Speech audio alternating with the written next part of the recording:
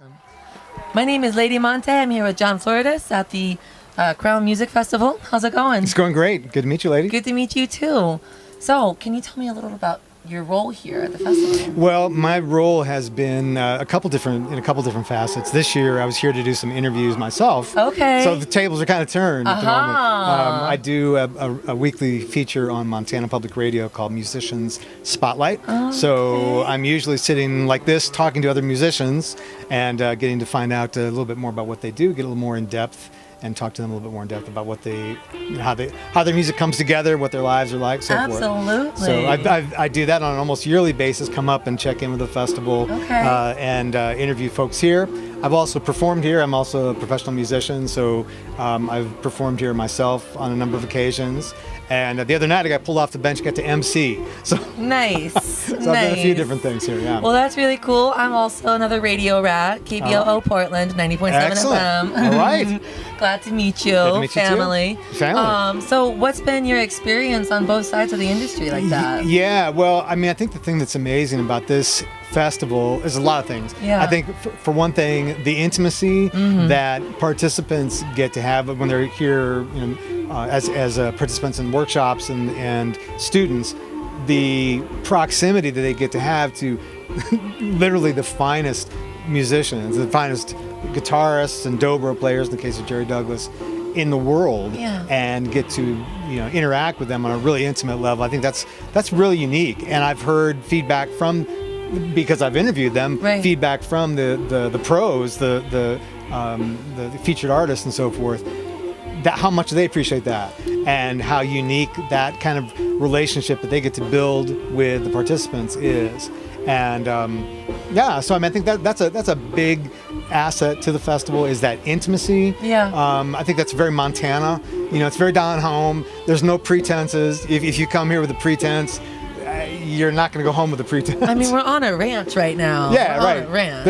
There's horses, there's deer, there's just like, it's, if you're going to be here, you're going to get a taste of Montana in the best sense of the word. That's great. Glad to hear it.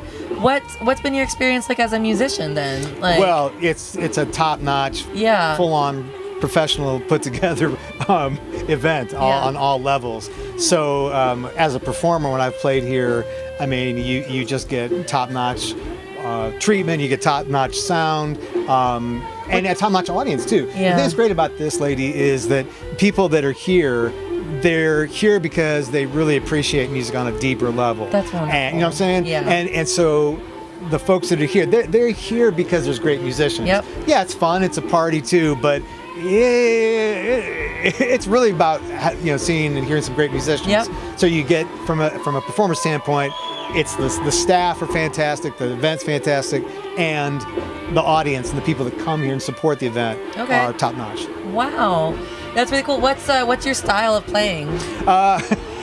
Well, it's kind of hard to fit into a convenient category. So it's I always say bluesy folk rock. Okay. So it's depending on the genre, it changes by generation who I refer to. So if they're old enough, I might say it's kind of like Bruce Cockburn. If it's a little bit younger, it's kind of like Ben Harper. Okay, and got you. Okay, okay.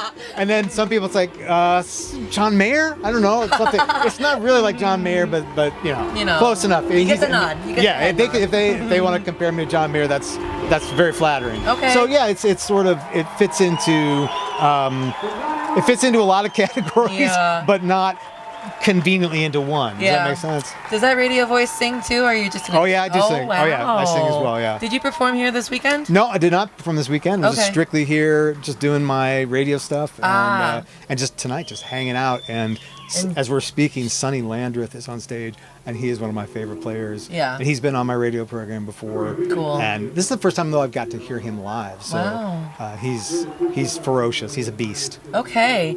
Yeah, no, we've been really grateful to talk to so many people here that are talented, but like you said, also passionate. You really see how the communities knit together. Yeah. And this very, deep language is just kind of shared and passed around. It's a good behavior to engage in, I think, for human beings. Just being nice to each other and pick up an instrument. No doubt. So where can people check out your music? Do you have an online presence? Yeah, it's myname.com, so it's John Floridis, and it's spelled like the state, but without the A and an IS on the end. Okay. Floridis, JohnFloridis.com. Floridis, okay. Yeah, and the program is called Musicians Spotlight, and it's on Montana Public Radio. And the easiest way to find that is mtpr.org.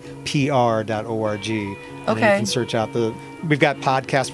This last couple weeks shows are a 2-part show with Bonnie Raitt. Oh, so, cool. That was a real highlight. Nice. And then the week, just to show it as an example, the week before was a wonderful classical composer from Missoula who's world famous. And so it's very broad. You know, I swear, as a radio personality, you're going to have some competition coming to town soon. Oh, okay. Because I had no idea this valley was so chock full of art. Yeah. It's horses and art are like my 2 favorite things, and it's all right here in Montana. How about elk? Elk meat's pretty good. It's the good stuff. Well, thank you so much for coming in and talking to us. It's been a pleasure talking to you. It's been a pleasure talking to you too as well.